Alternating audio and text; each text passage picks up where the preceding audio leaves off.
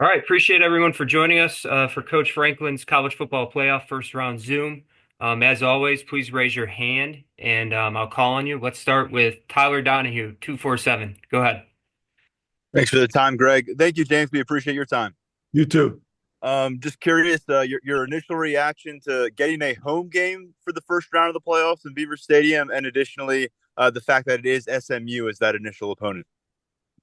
Yeah, having a home game I think is huge for a ton of reasons. Obviously, hopefully a home field advantage. Also for you know, Happy Valley, the community should be a win-win for everybody. So we're excited about that. And then SMU, we're just getting to know them. I literally got them on the TV right now. Um, Starting to get to know them on a obviously much deeper level, understanding what makes them tick, how they operate, what they've done this year to allow them to be successful. I have some background with Coach Lashley, followed his career, from afar. SMU is interesting as a place. When I was at Vanderbilt, we went and visited them for their stadium because we were talking about building a new stadium. So we went and visited a number of schools, and SMU was one of them. Obviously, tremendous history and tradition at SMU. They've done a really good job. Obviously, you look at their roster, very different than ours. I think they have 48 players from the transfer portal. We have nine. Just very different ways of kind of building it. And they've obviously done a really good job. So looking forward to getting to know them a little bit better over the next couple of days. Go to Greg Pickle, followed by John Sauber. Coach, thanks for your time. Hey, Greg, you too. Coach, you told us earlier this year that you had met with KJ Winston, I think back during maybe October, mid-October. Just curious, there's any chance you think you might get him back for this playoff run, and how you feel your team's health is overall after playing an extra week? Yeah, no, we will not get KJ back for this year. Um, like I mentioned before, long-term injury.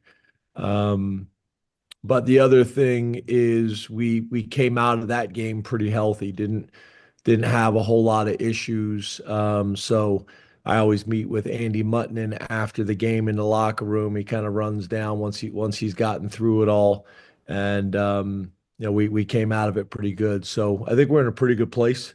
I don't really see us getting anybody back that's been out, but in terms of who we played with this past week, we were able to come out of that game fairly healthy.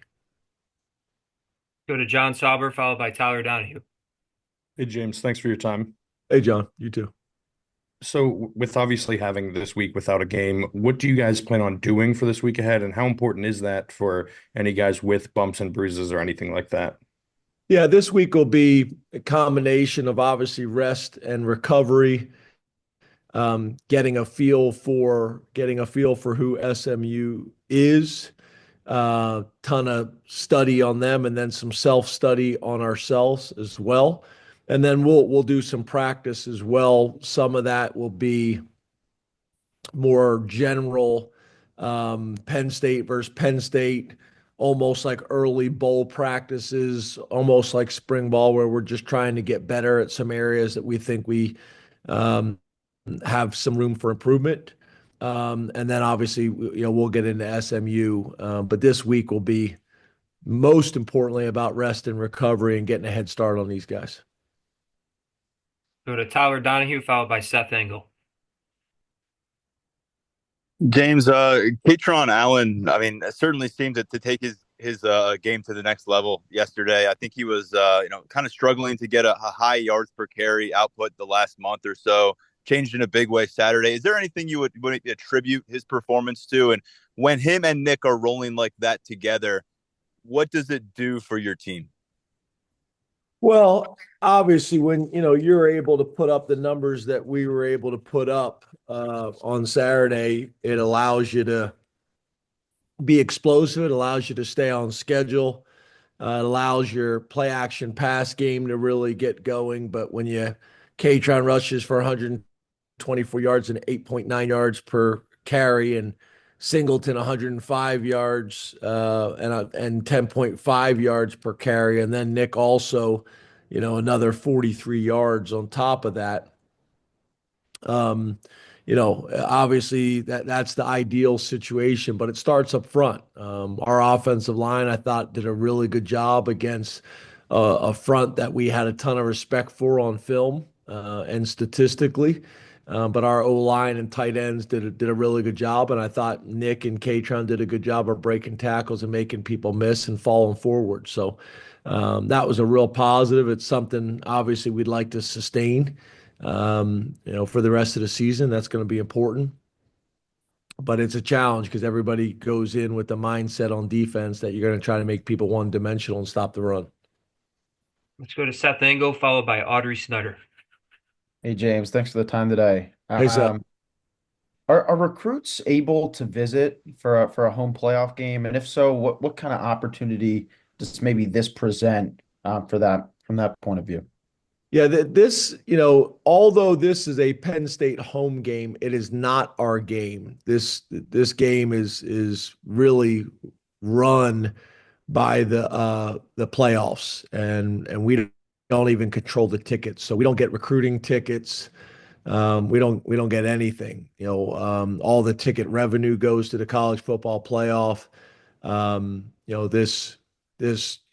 This we don't really, although it is a home game for us, we don't gain any advantages that way. If recruits want to come to the game, they're welcome to come to the game, but they're going to have to buy their own tickets and those types of things. It's not like a home game where we're able to provide tickets and things like that. So there's advantages, but not as much of an advantage from a recruiting perspective as people may think. Other than obviously, really good players are still able to watch us continue to play this season. Go to Audrey Snyder, followed by Greg Pickle. Hey James, when you kind of get to this point of the year, do you feel like your offense is playing their best ball right now after kind of what you guys were able to do last night?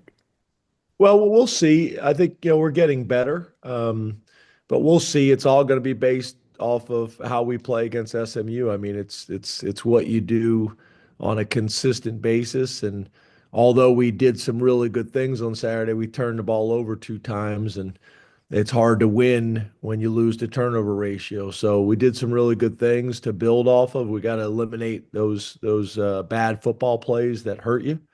But overall, yeah, we're doing some good things. But that'll be decided really in how we play the rest of the season. So I'm going to hold my strong opinions until after the season. Go to Greg Pickle, followed by Tyler Donahue. Coach, I know you guys always have a plan for everything. So what's your plan for handling the opening of the transfer portal as you also get ready for this college football playoff game? Yeah, we're moving, and I'm pushing my staff to be very aggressive there. The challenge that I don't think a lot of people think about is typically when your season ends and you're in that time getting ready for a bowl game, you have time to sit down with all of your players and find out what's going on, who's coming back, who's considering going into the transfer portal, who is going into the transfer portal. And a lot of those things impact your decision making on who you're going to try to go out and get to replace those guys with. So it's hard to come up with a plan. We'll do that this week, but we're probably a week behind other programs. I didn't really want to be having those conversations last week when we were getting ready for Oregon. So that's a little bit of a challenge. It's hard to totally know what you want to do in the portal until you know exactly what's going on with your current roster for next year. But I've asked our staff to be aggressive and move, and make some decisions, in positions that we think, we're going to have some needs. So, we'll have a better idea this week. Tyler, then Seth. James, I know it's a bowl press conference here, but we're packing so much into a small window. I just wanted to know if you had any comments on Andrew Olish signing with your program on Friday. And you obviously not so subtly seemed to reference him in a press conference last month. He's the top-ranked player in Pennsylvania at our site at 24/7 Sports. So what does his addition mean for you, and what does that home state element mean for you? Yeah, it's very important. As you guys know, all the way back to my opening press conference, we want to do a great job recruiting the state of Pennsylvania, the region, the footprint. Those things are really important. And we're off to a really good start in this next class, and being able to keep the what people like you guys have ranked as the number one player in the state of Pennsylvania home. I think is very important, and we've been able to do that, more times than not. So that's something that's very important to us. We take a lot of pride in it. I think it makes sense for both parties. It's a win-win. So that was a battle. Ty Howell did a phenomenal job, but he's an impressive young man. I've gotten to know him and his family very well, as you can imagine. Also watched his tape from this year. He came to camp with us 2 years ago, so we got a pretty good idea who he is, and he has a chance to be a weapon for us here in the near future. Seth Engel. James, we heard you and also some of the guys last night kind of talk about embracing this opportunity of, kind of this new season that's upon you. How have you kind of seen the team embrace that over the past, 10, 12 hours? And what was it like, finally hearing your selection this morning? Yeah, I think in the locker room, again, because the season isn't over, I think was handled pretty well. Obviously, there was still some hurt feelings and raw emotions, but overall, I think guys get it and understand that we got a ton of football left in front of us as long as we handle it the right way. And I think our leadership will step up big time. Today, we didn't really do anything formal. We got here, we had a team lunch. And then after we got here and had the team lunch, we just had a team meeting and told them what the next couple of days would look like. And that we would find out later this afternoon where we were playing and who we were playing against. And then that would impact, our full calendar, because whether we were playing a Friday game or a Saturday game, it would impact that. So we already have them all mapped out and scheduled. So the players already received it. And we're ready to go. But it's not like we had a watch party or anything like that. It was a long night and a physical night. So guys, we want them to get rested and recovered, and we're pretty confident that we were going to be in the playoffs. It's just where we were going to be. Go to Max Ralph, followed by Greg Pickle. Hey, James, appreciate the time. Assuming you've gotten a chance to look a little bit at last night, how do you evaluate where Drew was last night? A couple of interceptions, but also some really big plays. And how far has he come since week one? Yeah, I think he had probably 5 or 6 plays that were as good of plays that he's had in his career, and probably 5 or 6 plays of better quarterback play that I've ever been around as a college player. But he probably also had 4 or 5 throws that he would like back, throws that he normally doesn't miss that he missed. Also made some big plays with his legs. I'm very, very pleased with his overall development, his maturity, his leadership. He made some huge plays last night to keep us in this thing, and continues to do a great job of distributing the ball to our playmakers, and also managing our run game. We put a lot on the quarterback at the line of scrimmage, and he does a really good job of managing all those things. And I think from year 1 to year 2, he's made a significant jump. And I think that the scary thing and the exciting thing is I still think there's a ton left of development in him. Let's go to Greg Pickle, followed by Mark Wogenrich. Coach, you and your staff obviously get talked to. Your on-field staff get talked about a lot, obviously for good reasons. But in a time like this, when you're preparing for a conference title game, you're dealing with signing day, you're dealing with the transfer portal, you're now dealing with a college football playoff. How important are those off-field staff? Well, I guess some of them can be on-field now, but your support staff, your analysts, your recruiting department, things like that to this operation when there's so many things going on all at one time. Yeah, I think you've heard me talk about this in the past, where I think there was a period where people were complaining about staff sizes in college football. And And I think this week and this week coming up here, this past week and this week coming up here, I think perfect examples of I don't know how you can do it in major college football now without these staffs. We had a signing day during a Big Ten championship week, which typically takes a ton of resources and time and energy. Um, and we were able to do that without the coaches being involved at all, except for myself.